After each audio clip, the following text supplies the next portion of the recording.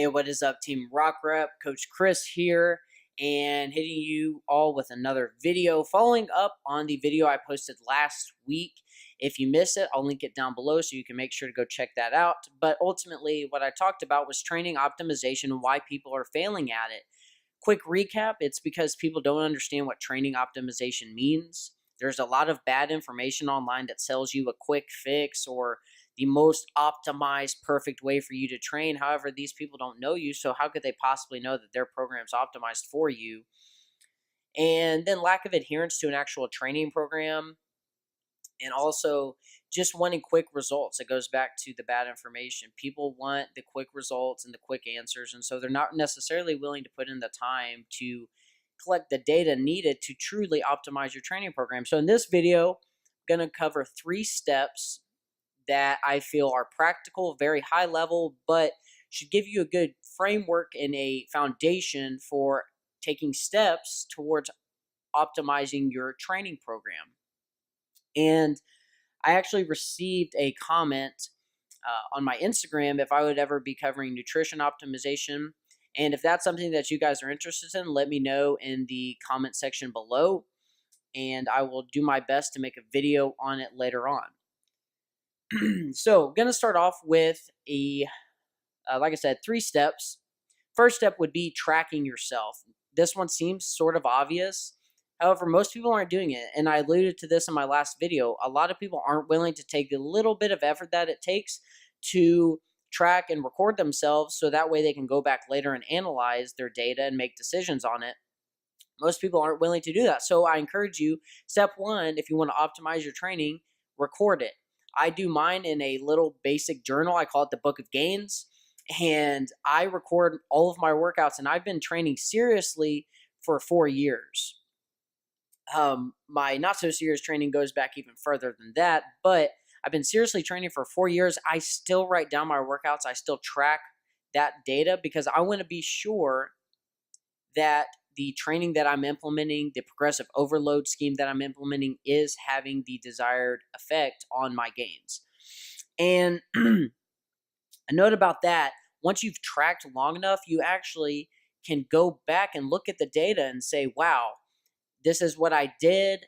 These are the results that I saw or I didn't see. Now, guess what? You can make a decision on that. So tracking your progress, tracking your actual program itself, writing down what you're doing and why you're doing it will help you in the long run to say, okay, 6 months in, this is what worked really well, this is what didn't work, and I didn't really enjoy it. So it sort of helps you optimize just by process of elimination. What's working and what are you enjoying? Make sure to take notes of all of those things.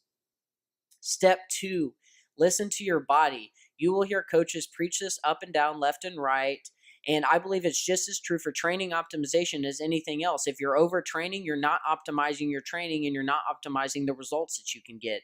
So listen to your body. For example, if you're getting overly sore from a particular training split or overload progression scheme that you're using, it's probably not the best for you. You might need to cut up the frequency or decrease the load a little bit so you can still overload the muscle, just not to a point where you're sore for 6 out of the 7 days of a week.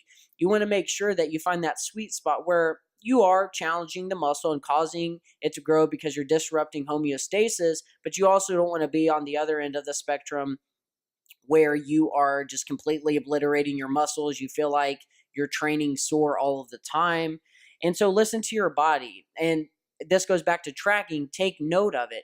If you do notice that you're overly sore, be sure to record that somewhere. Don't just rely on your memory. Write it down, whether it be a note in your phone, which is what I do sometimes if I'm not near a computer or if I don't have my journal on me. I'll write it down in my phone. You know, this training split's beating me up. I might need to make some adjustments.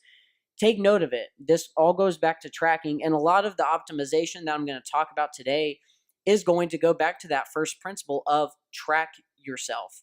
Record data, analyze it, make good decisions. Third step, don't overcomplicate things. Now, training optimization, especially at a highly competitive level, is something that can tend to get a little bit complicated, especially when you're talking about competitive athletes. For me, it would be bodybuilders. That's who I work with. I don't work with football players or anything like that. But regardless, at any level, training optimization can get a little bit messy because there's a lot of different people out there that have a lot of different body types and a lot of different ways that they respond to training and nutrition. So, but for you watching this video, unless you're a highly competitive athlete, which if you are, I highly encourage you to get a coach. It'll make your life exponentially easier. Don't overcomplicate things. Keep them simple. If you are following a basic progressive overload principle, and if you're not sure what I mean by that, progressive overload just refers to if from a week by week basis, are you making things harder on yourself? Are you either increasing the overall volume by sets or by reps, or are you lifting heavier weight on certain lifts, or are you at least attempting to?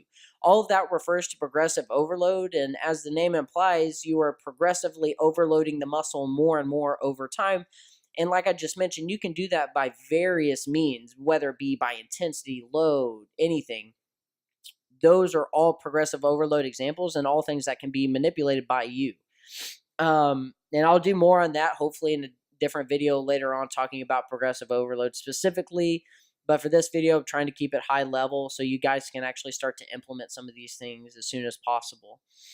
But like I said, if you are following a basic progressive overload, gosh, I just lost my train of thought. If you're following a basic progressive overload scheme, making sure that you are challenging yourself on a week by week basis, it's all going to come back to point number one of tracking. Go back and look at your notes. See what you really enjoyed.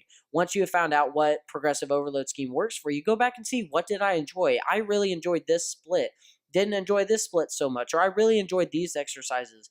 It's really important to track that. And like I mentioned earlier, everything that goes from optimization from that standpoint is going to go back to what data do you have available to make decisions on so you can optimize your training. So if you're not following the first step, all this other information is really useless. So make sure that you're tracking. That's the key point for this message. If you are doing all of those things, you are following the progressive overload, you're tracking that data, it's going to come down to the optimization is going to be somewhere in between the lines on that, right? And on the third point, if you're following those first two things, or really the first three things that we've talked about, the progressive overload is going to be a lot easier to find if you are tracking and if you are listening to your body well and making sure that you have a record of all of that information so you can make decisions later on down the line. So to recap, be sure to track. If you're not tracking, it's going to be darn near impossible for you to optimize your training. Listen to your body. Don't ignore it. It knows more than you do. And three, make sure that you're not overcomplicating things. Training optimization does not have to be hard. If you are just training to look better, to lose some weight, get stronger, it does not have to be that complicated. And I hope all these things are easy for you guys to understand. Let me know in the comment section below. Go out, buy a journal, start writing this stuff down. If you have questions, I'm more than happy to talk to you one-on-one. You can email me at rockrepfit.com, or you can visit my website, rockrepfit. Wow, I just messed that up. You can email me at rockrepfit@gmail.com, or visit my website at rockrepfit.com. And you can connect with me there through our live chat that we have on our website, or you can connect with me through Instagram, Twitter, any of those. And I will link all of that down below.